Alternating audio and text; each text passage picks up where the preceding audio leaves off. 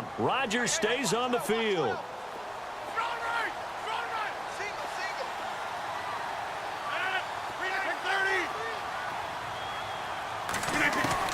They do go for it. It's Rodgers. And he's got Bennett.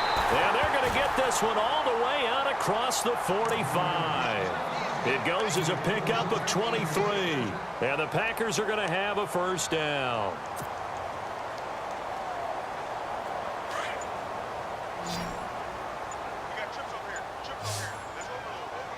Time running out here on the play clock. Throwing now is Rodgers. The left side throw complete to Adams. The completion good for 3, and it's second down. The goal of a wide receiver screen is get enough blockers in front to create a wall and let him pick his spot to run the football. How about the defense there, swarming to it and not allowing that to happen? Did not let him get downfield. Now Montgomery, and he'll get this into enemy territory, but not by much as he's down to the 48. 2 yards the gain there, and now they're left with a third and about 4 for a first.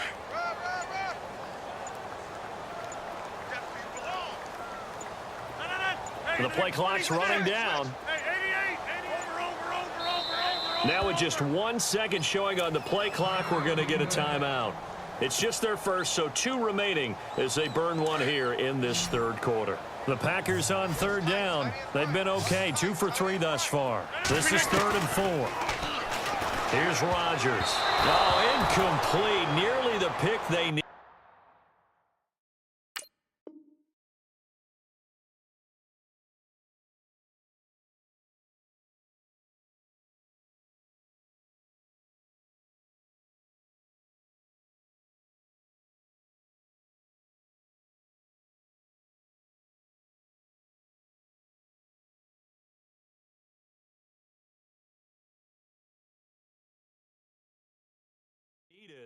They would have loved one there, but at least it does get them to 4th down.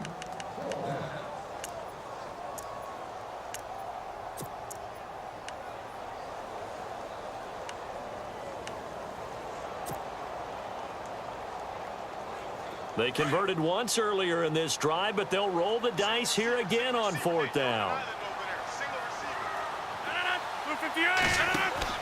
They'll go for it. It's Rodgers. They find some open field here. And he's got the first down yardage before he's brought down at the 42. 7 yards on the play, and they're able to pick up the conversion here on 4th down.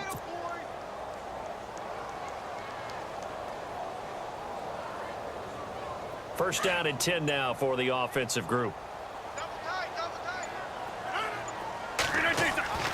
Rodgers now to throw. And he's going to find his man out of the backfield. That's complete. And he'll get it down on the play to the 37. It's a gain of 5. And it'll make it a second down. So many times you hear today's NFL described as a space game. Get your best players into space with the football in their hands. That's why sometimes you just swing it out to your runner, get him out in the flat, and let him have a chance to make people miss an open field. They'll say no gain on the play there, and now it'll be 3rd down.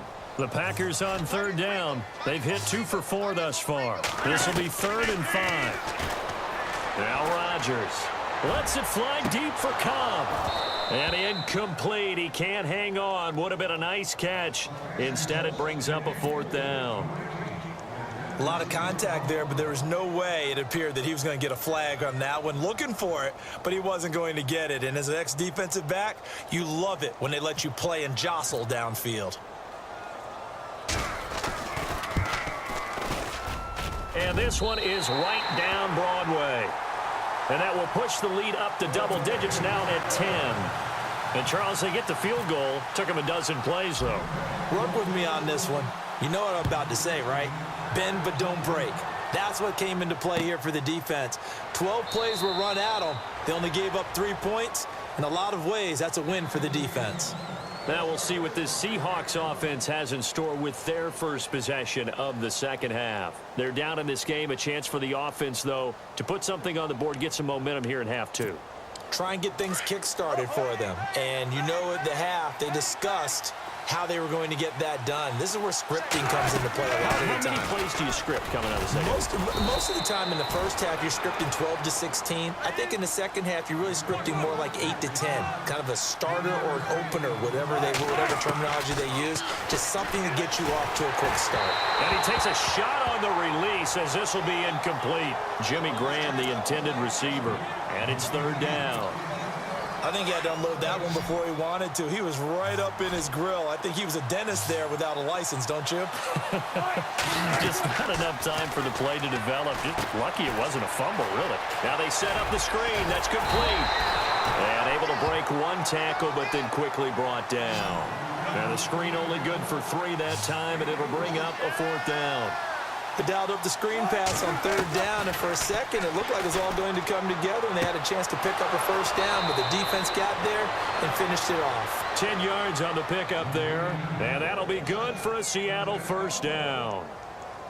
I don't care how many times you tell the story, it never loses its luster for me. Doug Baldwin, undrafted out of Stanford, and plays like a #1 receiver should in the NFL. I don't care how you cover him. I don't care that his size isn't great. He's the one that typically comes up with the football. Absolutely. His roots go all the way back to Gulf Breeze, Florida, where he's from, right on the water near Pensacola, and then, of course, to Stanford, and, boy, he's been good.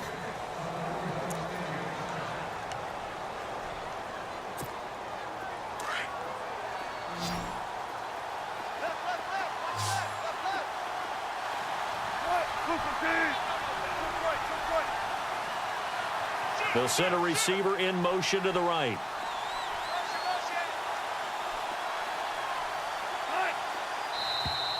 And now whistles and a flag, and I think we got a jump here. A free 5 yards as the defense jumps. I know it's an anticipation game for them, but it's also a reaction game, and they reacted poorly on that one.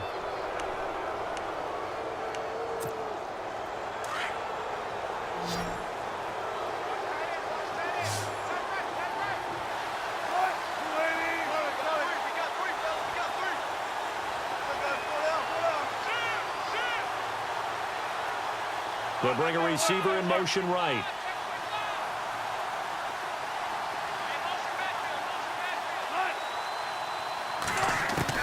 From the red zone now, here's Wilson on 1st down. And his pass is intercepted for the 4th time today. And it's Clinton Dix with a pick.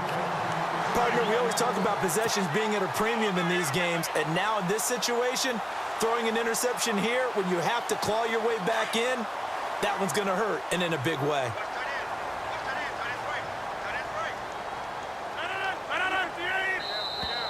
Now contact up front as penalty markers come in. Who is this against? And the movement there coming from the middle of the line. And you understand he wants to get off the ball quickly, but the ball's right in front of him. He has to watch it move first.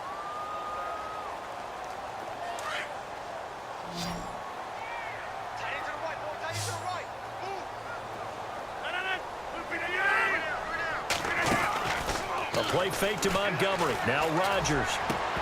He couldn't quite hold it. Got hit. Ball pops out. Incomplete. You get a tight end like this, and you know he's used to dishing out punishment, but here, he's the one that has to absorb the contact, and as a result, unable to hold on to the football. On 2nd down, here's Rodgers. Flushed out right. Now look out, Rodgers lost the football, and the Seahawks have picked it up. And he's going to score. It's a Seahawk touchdown.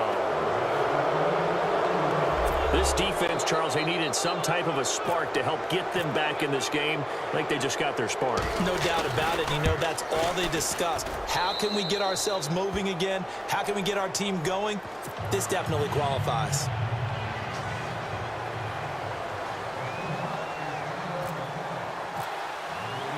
And you can bet they're preaching 2 hands on the ball here as the kick's away following that fumble return.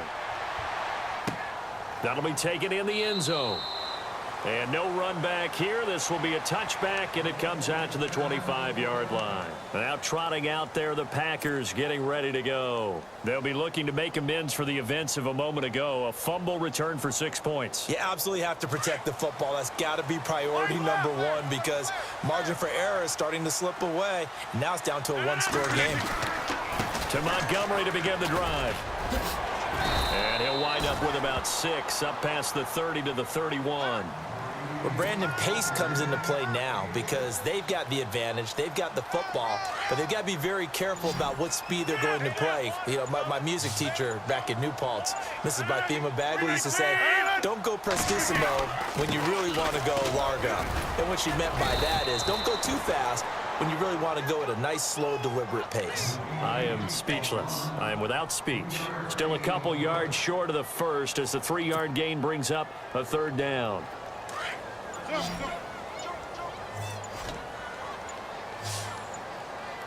They'll need to get the play off quickly.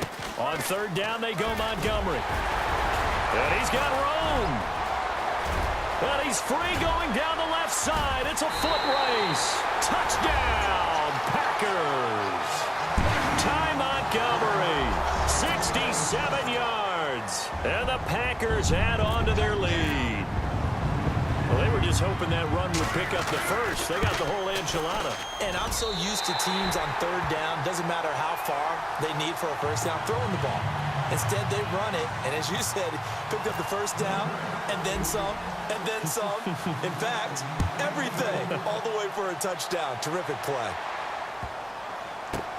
This will be fielded on the back line of the end zone.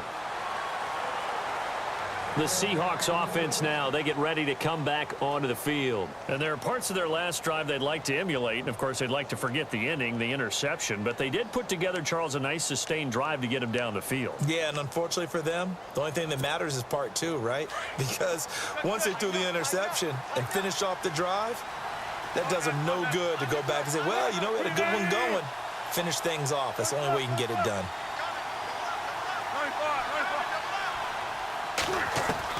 Trying to shake off the interception from the last drive. He'll look to throw. Looking deep downfield. That's caught inside the 20.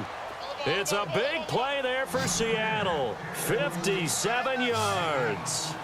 Well, we haven't been shortchanged on offense. Another fun play to watch there on the deep pass. This game has the feel of, what, a turkey bowl, a Thanksgiving day. You know, when we get together this year, when the Davises and the Gaudens get together, that's what our playbook's going to look like they're drawing them up in the dirt, and so far it's working for both of them. 2 yards on the carry there. It'll be second down.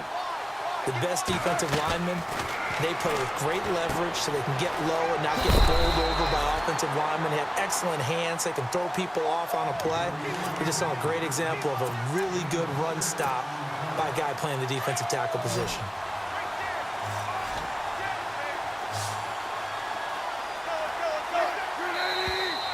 Now we've got whistles and movement up front. I think this is against Seattle. In need of a conversion on third down. They had the big play to start the drive. Not much sense.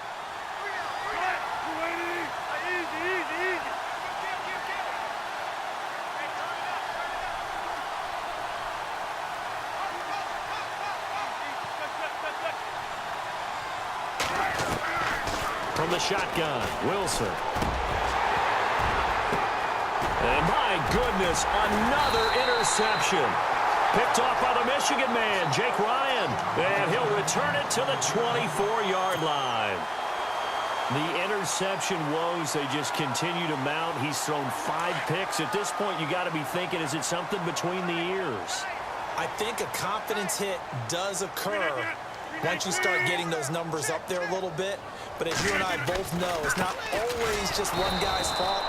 Maybe somebody ran a wrong pattern. Maybe some balls were tipped. It could be so many different things. Bottom line, though, it comes back to the guy throwing them. Got to figure now, after getting that turnover, they're just going to be happy to keep the ball on the ground, right? This is where covering the football, taking care of the ball, all the ball security terms that have ever been used, they come into play for the guys on offense right now. Just take care of it, and they've got a good chance of ending up winning this game.